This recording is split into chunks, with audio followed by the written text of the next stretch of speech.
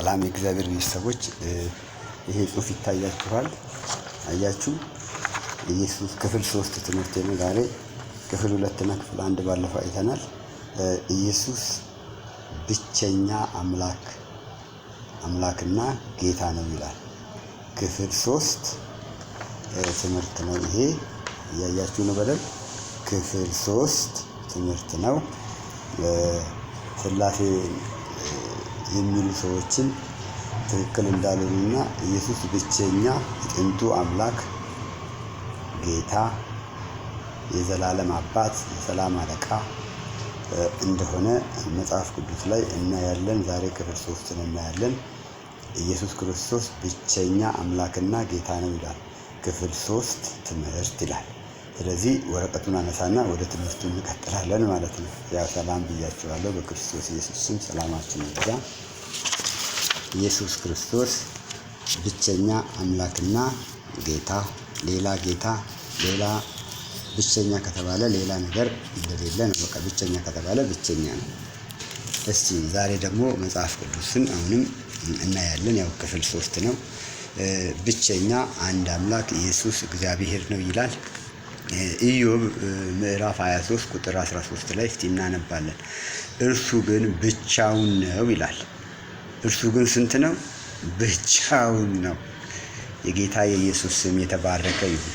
የአምላኬ የመድኃኒቴ የኢየሱስ ክርስቶስ ስም የተባረከ ይሁን። እርሱ ግን ስንት ነው? ብቻውን። አሜን። ኢየሱስ ይባረክ ይመስገን። ጌታ ኢየሱስ ክብር ለሱ ብቻ ይሁን። እርሱ ግን ብቻውን ነው። ሰዎች ግን አብ ሌላ ነው፣ ወልድ ሌላ ነው፣ መንፈስ ሌላ ነው ብሎ የተለያየ 3 አካላት አሉ ብሎ ይናገራሉ። ግን መጽሐፍ ቅዱስ እርሱ ግን ብቻውን ነው። በቃ ሌላ ብቻውን ነው ከተባለ ብቻውን ነው። እርሱንስ የሚመስለው ማን ነው አለ። ብዙ የሥላሴ አማኞች የእግዚአብሔር ሌላ ነው፣ እኩል ናቸው፣ ሥላሴዎች 3 ናቸው፣ እኩል ናቸው፣ በስራ የተለያዩ ናቸው፣ በአካል እኩል ናቸው ይላሉ። ነገር ግን እርሱን የሚመስለው ማን ነው? አንዱን ብቸኛውን አምላክ የሚመስለው አለን? የለም። ስለዚህ ሥላሴዎች እኩል ናቸው፣ በእንትን አይበላለጡም፣ በእንትን ይበላለጣሉ፣ በእንትን ከፍና ዝቅ ይላሉ፣ በእንትን ከፍና ዝቅ አይሉም ይላሉ። መጽሐፍ ቅዱስ ግን እርሱን የሚመስለው የለም ይላል። ይሄ እርግጠኛ እርሱን የሚመስለው የለም ከተባለ ሌላ የለም ማለት ነው። አንዱ የጥንቱ እግዚአብሔር፣ አንዱ በስጋ የተገለጠው ኢየሱስ ክርስቶስ አምላክና ጌታ እግዚአብሔር ነው። እርሱን የሚመስለው የለም። የሚመስለው ማን ነው አለ። ነፍሱን የወደደችውን ያደርጋል። እርሱን የሚመስለው የለም። እሱ ማድረግ የሚችለውን የሚያደርግ ሌላ የሥላሴ አካል የለም እኮ እያለ ነው። ሥላሴ እንደሚመጣ እኮ እያንዳንዱ የእግዚአብሔር ባሪያዎች ያውቃሉ።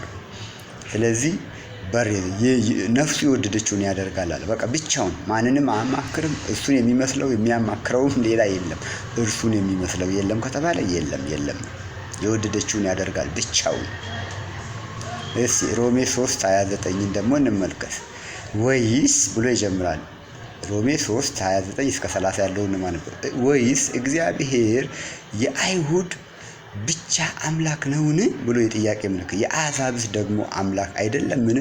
አዎን፣ የተገረዝን ስለ እምነት ያልተገረዝንም በእምነት የሚያጸድቅ አምላክ አንድ ስለሆነ ይላል። የሚያጸድቁ ሥላሴዎች 3 ናቸው አይልም። የሚያጸድቀው አንድ ነው ይላል።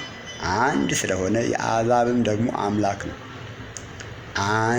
ከአንዱ ውጭ ሥላሴዎች የሚባሉ የሉም፣ የሚያጸድቁ የሉም። የሚያጸድቀው አንዱ ብቸኛው ጌታና አምላክ የሆነው እግዚአብሔር የሆነው ኢየሱስ ክርስቶስ ብቻ ነው። ከዚህ ውጭ ሌላ የሥላሴ ትምህርት፣ ሌሎች ሥላሴዎች እየተባበሩ የሚያጸድቁ እንደዚህ የሚያደርጉ 3 አካላት የሚባሉ ነገር የለም። ቁርጥህን ወቅ የሥላሴ ትምህርት። ሌላው በሚዲያ ላይ አንድ አስተማሪ ነኝ የሚል ብዙ ተከታዮች ያሉት ሰው እንዲህ አለ። በኢየሱስ ስም እስቲ አንድ ሰው በኢየሱስ ስም የተጠመቀ ሰው አሳዩን ከደቀ መጽሐፍ ቅዱስ ሲል ሰማሁት። ይሄ በእግዚአብሔር ቃል ላይ ድፍረትና የአጋንንት ጥያቄ ነው። ለአጋንንት ጥያቄ ደግሞ መጽሐፍ ቅዱስ መልስ አለው። ለአጋንንት አገልጋዮች፣ ለገሃነም ደጆች አገልጋዮች የእግዚአብሔር መልስ ሁል ጊዜ መልስ ለመስጠት ዝግጁ ይላል አለ። ዝግጁ ነን እኛ የእግዚአብሔር መንግስት። እኔ የእግዚአብሔር መንግስት ተወካይ አምባሳደር ነኝ። አምባሳደር ደግሞ ቢሮ አለው። በቢሮ ውስጥ ደግሞ የሚመለከተውን የሚሰራበት የራሱ ሕግ፣ የራሱ ትእዛዝ፣ የራሱ ቃል አለው። የእግዚአብሔርም አገልጋይ አምባሳደር የሆኑ ሰዎች ቃል አላቸው። እሱም የእግዚአብሔር ቃል ነው። አንድ ሰው በኢየሱስ ስም የተጠመቀ ሰው አሳዩኝ አለ። አንድንም ሰው በኢየሱስ ስም አላጠመቁም። እነሱ ኢየሱስን እያላችሁ ተጠመቁ አሉ እንጂ በኢየሱስ ስም ብለው አላጠመቁም አለ። ይሄ አስተማሪ፣ ሰዎች ሁሉ የሚከተሉት፣ ሲታይ ትልቅ ግን አጋንንት የሚጫወትበት ሰው ነው። ሰዎች ሲያዩት የእግዚአብሔር አገልጋይ ይመስል የበግ ለምድ የለበሰ ተኩላ ነጣቂ፣ የእግዚአብሔር መንግስት ሰዎች እንዳይገቡ ወደ ገሃነም ደጅ እየነጠቀ በስተት አስተምሮ የሚያስተምር ሰውና ለሱ መልስ ልበል። ኢየሱስ ክርስቶስ የተናገረውን ብቻ ልንገረው። ስማኝ፣ አድምጠኝ። የምትሰማኝ ከሆነ ስሙኝ። የእሱ ተከታዮች፣ የሥላሴ እምነት ተከታዮች፣ የአስተማሪዎቻችሁ ተከታይ እንጂ የእግዚአብሔር ተከታይ ያልሆናችሁ ስሙኝ በጠቅላላ።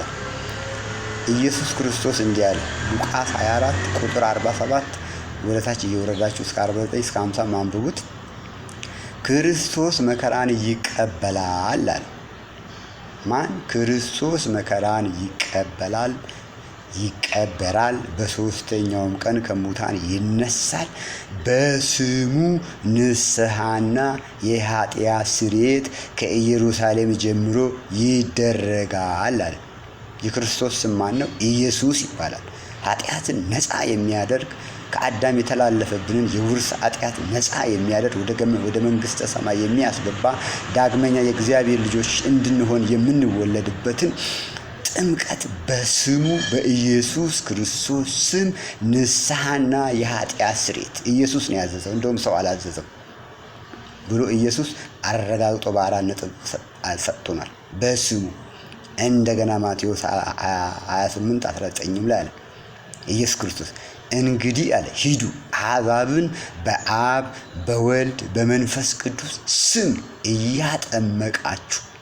አየ፣ ይህንን እያነበቡ እንዲያጠምቁ እንጂ ሰዎቹ የሚጠመቁ ሰዎች እያነበቡ እንዲጠመቁ አላዘዘም ኢየሱስ። አጥማቂዎቹ ተግባሩን የሚያስፈጽሙት 12ቱ ደቀ መዛሙርት በአብ በወልድ በመንፈስ ቅዱስ ስም በክርስቶስ ስም ኢየሱስ በሚለው ስም ከኃጢአት ነፃ በሚያወጣው ስም የአብ የወልድ የመንፈስ ቅዱስ ስም ኢየሱስ ይባላል። የአብ ስም አይደለም። የወልድ ስም አይደለም። የመንፈስ ቅዱስ ስም አይደለም። የሶስቱ ስም ኢየሱስ ይባላል። እንሂድ አሁንም የቱ ጋር ታዲያ? ያንን ተግባር መቼ ፈጸሙት? 12ቱ ደቀ መዛሙርት ኢየሱስ ክርስቶስ ወደ ላይ አረገ፣ መንፈስን እልክላቸዋለሁ በኢየሩሳሌም ቆዩ ባላቸው ሰዓት በኢየሩሳሌም በቆዩበት ቀናቶች እየጸለዩ ሳሉ ድንገት እንደሚነጥቅ አውሎ ነፋስ መንፈስ በሚጸልዩበት ጉባኤ ውስጥ መጣ ይላል። በእያንዳንዳቸው ላይ ተቀመጡባቸው ይላል። ጴጥሮስም ከመካከላቸው ተነስቶ ሰዎች ተሰብስበው በነበሩበት በዛ አካባቢ ላይ የበዓለ ሃምሳ ሊያከብሩ የመጡ ሰዎች ነበሩና እዛ አካባቢ በጣም ብዙ ሕዝብ ነበር፣ ከዓለም ከተለያዩ ሀገራት የመጡ ሰዎች። ጴጥሮስ ተነስቶ ስብከቱን በጀመረ ጊዜ ምን አላቸው? ምን እናድርግ ብሎ ሲጠይቁ ሰዎቹ ጠየቁ። ምን እናድርግ ብለው ጠየቁ። እያንዳንዳችሁ በኢየሱስ ክርስቶስ ስም ተጠመቁ ብሎ አዘዘ። ከዚህ በላይ ምን ትፈልጋለህ ወንድሜ? ተመለስ። እግዚአብሔር በቆምኩበት ጉባኤ ላይ ሆድህን አፈንድቶ ያዋርድሃል። የሚከተሉ ያንተን ግማት ያያሉ፣ ያንተን ፍንዳታ ሆድ ሲፈነዳ ያያሉ። እኔ የእግዚአብሔር አገልጋይ አይደለሁም። ያንተ ሆድ በምታገለግል ጉባኤ ላይ ካልፈነዳ ትቀልዳለህ። በእግዚአብሔር ቃል ላይ እረፍ። እያንዳንዳችሁ በኢየሱስ ክርስቶስ ስም ተጠመቁ አለ። ከዛ የሰሙትም ሁሉ በኢየሱስ ክርስቶስ ስም ተጠመቁ። ተጠመቁ። ስለዚህ እያንዳንዳችሁ በኢየሱስ ክርስቶስ ስም ተጠመቁ ብሎ ጴጥሮስ አዟል፣ አጥምቋል። በኢየሱስ ክርስቶስ ስም እያለ አጥምቋል።